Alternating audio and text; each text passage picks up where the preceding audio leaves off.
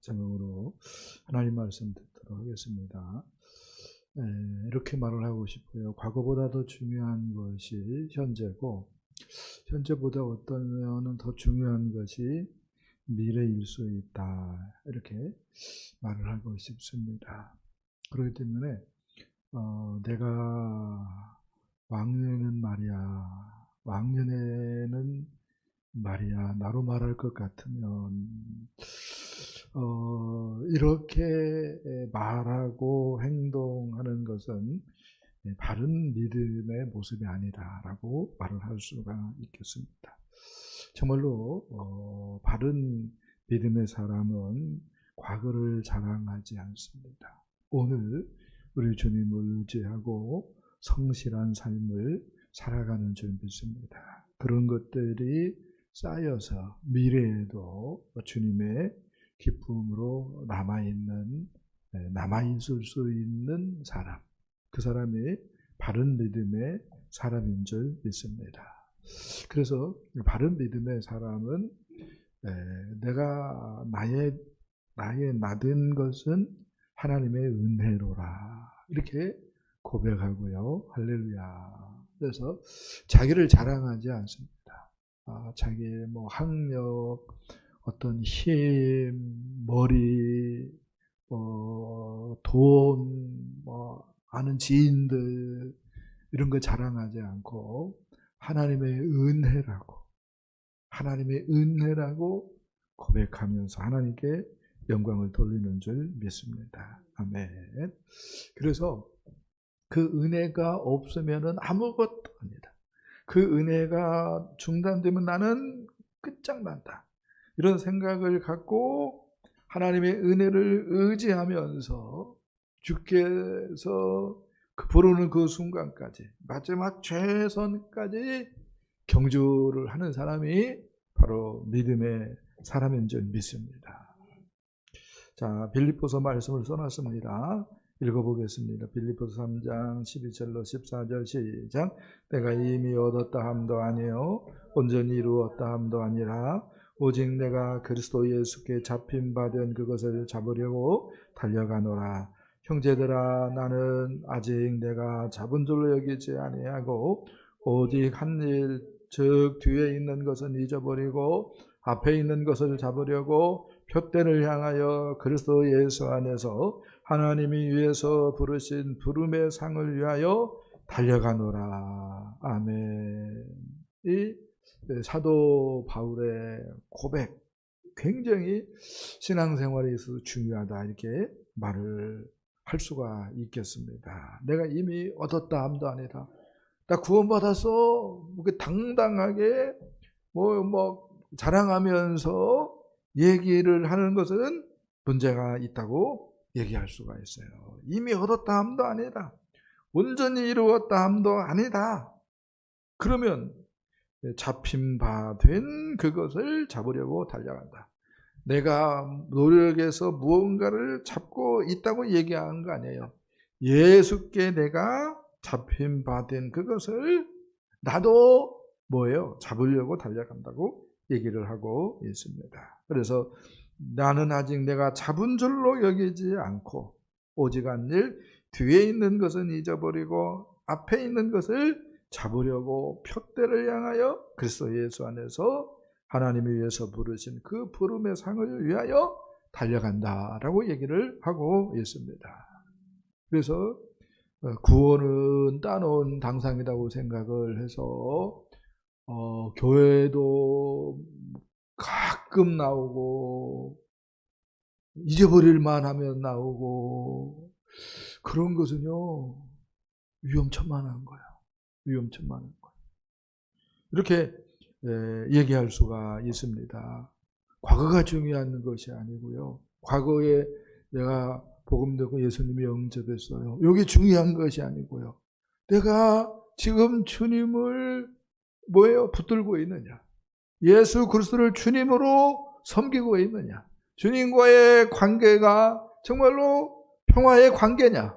이것이 중요한 줄 믿습니다. 그리고 이것보다 더 중요한 것은 마지막 순간까지 내가 주님을 붙들고 있는 것인 줄 믿습니다.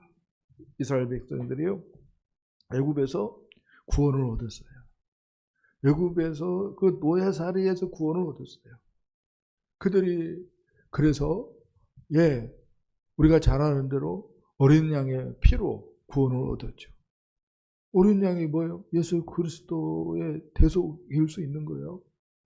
그들이 복음을 듣고 예수 그리스도를 영접했다라고 얘기할 수가 있어요. 세례 받았어요. 우리 입장에서 그게 뭐예요? 홍해 사건이라고 사도 바울은 얘기를 해줍니다. 믿음을 고백하고 세례를 받았어요. 그러면은 구원 얻은 거요? 구원 받지 못한 거요? 구원 얻은 것이라고 얘기할 수가 있습니다. 근데 그들이요, 홍해까지 건넜지만 광해 40년간 뺑뺑이 돌잖아요. 믿음이 개떡 같아가지고. 그래서 한 세대가 광야에서 어떻게 돼요? 엎드려 죽었어요. 다 죽어나갔어요. 구원을 얻었는데 구원을 풍성히 누렸어요. 풍성히 못 누렸어요? 풍성히 못 누렸어요. 다 광야에 엎드려 죽었어요. 그리고 오직 다음 세대만 여기가 있죠. 누구요? 여호수아 갈렙만 1세대가 어떻게 됐어요? 가나안에 입성을 했습니다. 가나안에 입성까지가 실은 구원인데 우리는 구원을 우습게 하는 거야. 그냥 예수 복음 듣고 십자가 생각하면서 예수 죽음 내 죽음 부활하신 예수님 내가 주인으로 영접하고 그러면은 구원을 따놓은 당상으로 생각하는 거야. 그렇게 생각하면 어떻게 되는 거예요? 광야 길 가다가 다 쓰러지는 거야. 요단강은 뭐 건널 수도 없는 것이고 그 가나안 땅의 적들과 싸워보지도 못하고 이미 다 죽어. 이미 다 죽어. 잘 생각 한번 해보세요. 나는 정말로 가나안 땅의 그 적들과 싸울 수 있는 그 영의 영광이 있을까? 뭐가 중요해요? 마지막이 중요합니다. 뭐가 중요해요? 마지막이 중요해요. 마지막이 중요해요. 그런데 오늘 본문의 기도는 마지막이 뭐였다? 개 같았다. 마지막이 개 같았다고 얘기를 하는 거야. 조금 억양이 센가요? 어휘가 센가요? 그래서 사사기가 하는 얘기가 뭐예요? 그때는 왕이 없으므로 소견에 오른 대로 행하였더라 라고 말을 하는 거예요. 사사가 하나님께서 은혜 주셔가지고 사사가 되었는데 은혜 주셔가지고 승리했는데 근데 마지막은 개 같았다고 얘기를 하는 거야. 자, 먼저 에브라임의 시비를 생각해 볼 수가 있어요. 미디안과 싸워서 기드온이 이겼죠. 이제 선멸하는 과정에서 에브라임 지파에게 미디안을 공격하자고 요청을 하죠. 이때 에브라임이 기드온의 말을 듣고 기드온이 누구니까? 사사니까 이스라엘 지도자니까 하나님이 세운 지도자니까 그 말을 들어요. 그런데 그들이 미디안을 치고 돌아온 다음에 기드온에게 시비를 겁니다. 시비를 걸어요. 시비를 걸어. 우리에게 이렇게 대접하는 것이 옳으냐? 너희들이 어떤 관점에서 300명이 다 공로를 차지해버리고 우리 지파가 그래도 명함이나 내밀 수 있는 지파인데 그 나머지 그 잔당 처리를 맡기는 것이 옳으냐? 그러는 거예요 지금. 근데 기드온이 나서기 전까지는 미디안하고 싸울 엄두도 못 낸 사람들이 이스라엘 모든 지파였고 에브라임 지파도 그랬으면서 심지어 기드온까지 뭐예요? 벌벌 떨면서 타작했다니까요. 하나님께서 세웠고 하나님께서 싸워주셔가지고 이스라엘이 이긴 것인데 아무튼 이렇게 시비 아닌 시비를 걸어왔습니다. 근데요 이 에브라임 지파가 참 문제가 좀 있다. 성경을 읽어보면 그러한 것을 발견할 수가 있습니다. 여호수아에게 에브라임 지파가 이렇게 시비를 또 걸었어요. 여호수아 17장 보니까 우리는 큰 민족이고 다른 지파에 비하면은 2곱, 3곱 되어주는데 어째서 한 번 제비 뽑아서 그걸로 끝나는 걸로 합니까? 공평하지 않습니다. 이렇게 얘기하는 거야. 참 여호수아 입장에서 보면은 이 싸가지 없는 것들이 그렇게 얘기할 수밖에 없는 그런 장면이 연출된 거예요. 그러니까 여호수아가 너네들이 크냐? 그러면은 다른 지역을 정복하라. 이렇게 얘기를 하죠. 자, 그 다음에 사사기 12장 보면은 입다에게 사사도 입다도 사사였죠. 입다에게 또 시비를 걸어요. 근데요, 입다는 성격이 왈가닥이었어요. 그래서 옳은 일도 아니면서 내 비위를 건드네? 해가지고요, 입다가 칼을 뽑아서 4만 명을 죽여버립니다. 그러니까 혹 때리려다가 혹을 붙인 꼴이 되는 거예요. 입다에게 대항했다가. 예. 그러니까 어떤 관점에서는 분수도 모르고 막 또 받는 거예요. 막 아무것도 힘도 없으면서 그러다가 되게 깨지고. 근데요, 계벌은 남 못 준다고 이런 처신을 계속합니다. 그래서 열왕기상 12장 보면은 솔로몬의 아들 르호보암이 이제 왕이 되어졌을 때에 에브라임 지파가 선동을 해가지고요, 나라가 분열되어집니다. 그런데 한 번, 2번 이렇게 선동을 해봐서 그런지 선동을 잘해가지고 10지파가 북이스라엘 여로보암하고 붙어가지고 그렇게 북이스라엘이 되어지죠.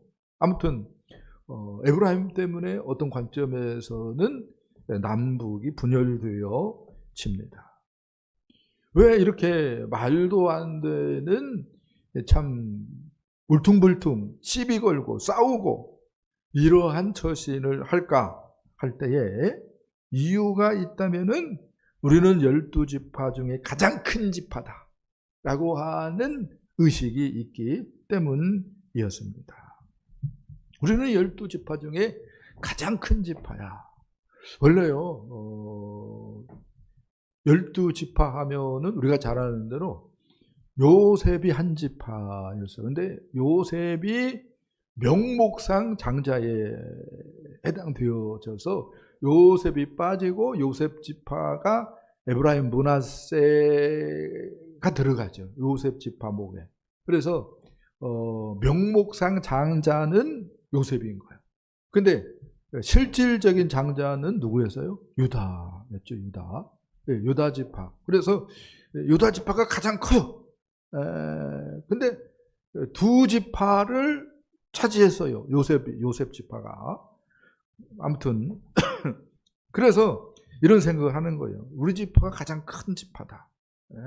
우리 지파가 가장 큰 지파다.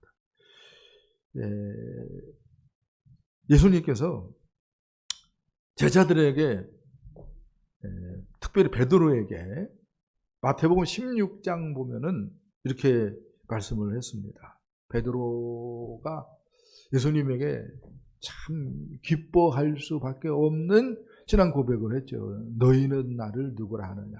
이때 베드로가 주는 그리스도시요 살아계신 하나님의 아들이시니이다. 이렇게 얘기를 했어요. 믿음의 고백을 했습니다. 그러니까 예수님이 기분이 좋아가지고 베드로를 칭찬을 해요. 바요나 시몬아 네가 복이 있다. 근데 예수님께서 그 고백을 들으시고 이제 인자는 예루살렘에 가서 고난을 당하고 결국은 십자가에 못 박히고 죽는다. 그 참 비밀을 얘기를 하죠. 그렇게 했을 때에 베드로가 주여 그리하지 마옵소서. 그 일이 주께 미치지 아니하리이다. 그렇게 얘기를 합니다. 항변하여 가로되 그렇게 되어 있는데요. 개역판에는 그 말의 그 헬라어 원의미는 예수님을 꾸짖는 것으로 이렇게 예수님을 꾸짖는다니까 베드로가 제자가 스승을 꾸짖어요. 하나님 나라 사상에 입각해서 죄인들의 죄를 대속하기 위해서 십자가 지고 부활하여서 부활 생명을 나눠주고 싶은 마음으로 지금 예루살렘을 향하여 간다고 얘기를 하는데 사람 생각으로 베드로는 예수님이 살아서 뭐가 돼야 돼요? 유다의 왕이 돼야 돼. 그래야 뭐예요? 총리를 하든지 뭐를 하든지 지금 할 거라는 생각을 갖고 얘기하는 거예요. 만일 그렇게 죽어버리면 어떻게 되냐 이거예요. 그러면은 뭐예요? 닭 쫓던 개꼴 난 싫어. 그래서 어떻게 반응한 거예요? 주여 그리하지 마옵소서. 그 일이 주께 결코 미치지 아니하리라. 예수님이 뭐라고 얘기를 합니까? 사탄아 내 뒤로 물러가라. 너는 나를 넘어지게 하는 자로다. 네가 하나님의 일은 생각하지 아니하고 도리어 사람의 일을 생각하는도다. 하나님 나라 백성이면은 하나님의 일을 생각해야 되는데 하나님 나라 백성 되었다고 하면서 하나님의 일은 생각하지 않고 사람의 일만 생각하면은 어떤 사람들은 뭐예요? 시비를 일으키는 사람 되는 것이고요. 분란을 일으키는 사람 되는 것이고요. 사람에게 시험을 제공하는 사람이 되는 것이고요.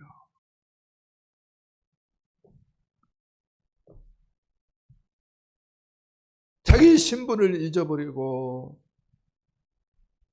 사람의 일을 생각하면은 자기 중심적인 사람이 되어져서 결국은 사단을 일으키는 사람이 되는 거예요. 사단을 만들어냅니다. 그러면 안 되는데 그렇다는 거예요. 이런 배신감이 한 번, 두 번 쌓이다 보니까요. 기드온이 변해요. 기드온이 변합니다. 배신감에 기드온이 또 상처를 받는 장면이 나오는데요. 우리 15절, 16절, 17절 읽어보겠습니다. 시작. 기드온이 숫곳 사람들에게 이르되 말하되 너희가 전에 나를 희롱하여 이르기를 세바와 삶은 나의 손이 지금 내 손 안에 있다는 거냐? 어찌 우리가 내 피곤한 사람들에게 떡을 주겠느냐 한 그 세바와 삶은 나를 보라 하고 그 성읍의 장로들을 붙잡아 들가시와 찔레로 숫곳 사람들을 징벌하고 분일망대를 헐며 그 성읍 사람들을 죽이니라. 아멘. 기드온이 300 군사 용사다가 아니다고 그랬어요. 군사한 것도 뭐예요? 크게 인정을 해준 거야. 실은 300 일꾼 해야 됩니다. 뭐 군인 어떤 관점에는 훈련을 받았어요. 군인이지. 훈련도 받았다니까. 뭘로 이겼어요? 항아리 깨고 뭐 나팔 불고 그다음에 뭐 하고 항아리 깨고 나팔 불고 횃불을 뭐요 뭐 막 붙이고 막 어떻게 하다 보니까 이겼어. 그것이 뭐 군사적인 측면에서 뭐 어떻게 이길 수가 없는 거야. 근데 하나님이 역사하면은 이겼어. 이겼어. 그래가지고 이 300 일꾼이 300 군사들이 또 뭐예요? 쫓아가서 막 나머지를 다 제거하려고 가는데 배가 고팠어요. 배가 고프겠어요? 안 고프겠어요? 배가 고플 것 같아요. 밤에 뭐 그런 작전을 벌였으니까. 예? 그래서 숫곳 사람들에게 가가지고 떡을 좀 달라. 우리 배고프다. 떡 먹고 힘내서 저놈들 다 죽여야 돼. 그러니까 야 세바와 살문나가 지금 네 손에 있냐? 만일 역전되면 그래서 너네들은 지금 300명 정도밖에 안 되는데 걔네들이 전열을 가다듬고 방향 전환 뒤로 돌아 해가지고 너네들을 공격을 하려고 너네들이 후퇴하면은 떡주 놈 나와 해가지고 우리 깨지면은 네가 책임질래? 우리는 그렇게는 못해. 이렇게 나온 거예요. 이렇게 나오는 거예요. 분해엘 사람들도 비슷하게 나온 거예요. 그러니까 기도원 입장에서 보면은 이건 뭐야? 나를 저게 장군의 사령관 정도로 취급을 안 하는 거 아니야? 난 하나님께서 나 불러가지고 일하는데 그런 생각이 들어가지고 상처를 받는 거예요. 이런 거절감, 배신감, 모욕감으로 기도원이 상처를 받아요. 우리 같으면 상처 받겠어요? 안 받겠어요? 어느 정도 이해는 돼요. 상처를 받은 것이 옳다, 잘했다. 그렇게는 말을 못하겠지만 인간적인 측면에서는 그럴 수 있겠네. 우리가 기도원이라고 생각해도 마음에 상처가 되겠네. 아프네. 벌써 애린의 마음이 그런 생각을 해볼 수 있잖아요. 근데 그렇다고 해서 사람까지 죽이게 되는가? 그건 아니단 말입니다. 근데 돌아와가지고 숙구 사람들 들가시 찔레로 괴롭히고 분해엘 망대 헐어가지고 수많은 사람들이 죽게 하고 했다 이거야. 했다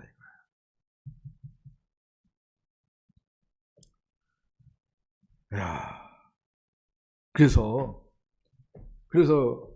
결국은 여기서부터 기도원이 삐딱선을 사가지고 오늘 우리가 읽은 것처럼요. 또 우상을 만들고 누가요? 기도원이. 그래서 마지막에 밥상을 엎어버렸다 라고 얘기할 수 있는 사람이 기도원이라고요. 기도원이라고. 하나님께 쓰임 받았는데 하나님께 부름 받았고 하나님께 쓰임 받았는데 마지막에 뭐예요? 밥상을 엎어버렸어요. 하나님 영광 다 가려버렸어요. 근데요, 이게 꼭 기도원 문제냐 할 때 아닌 것 같아요. 한국 교회도 대형 교회 목사님 교회를 크게 만들어서 몇백만 명이 돼 근데 무슨 부인이 있었느니 땅을 사놨느니 나오고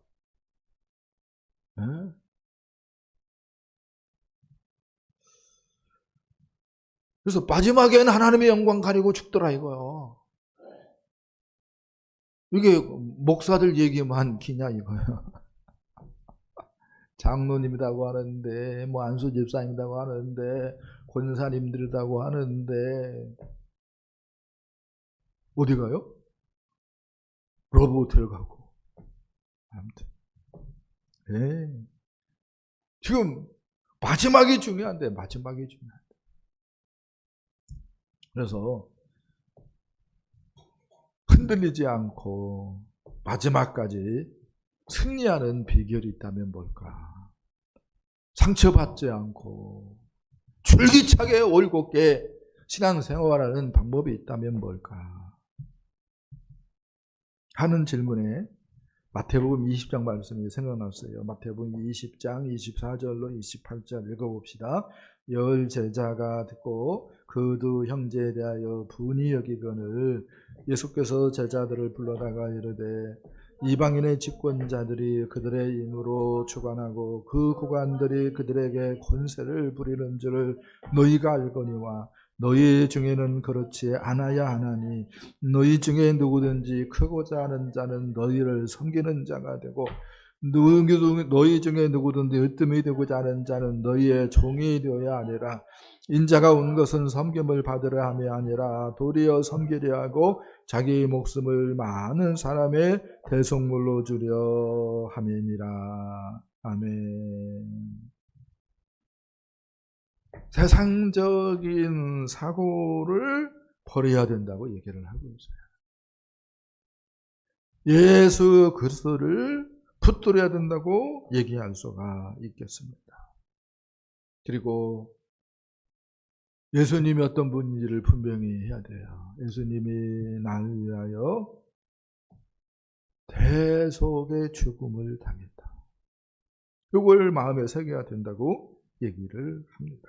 그래서 하나님 나라 백성으로 하나님의 자녀로 확신하며 살아가야 된다라고 이야기할 수가 있겠습니다. 세상의 생각, 육신의 생각을 경계해야 됩니다.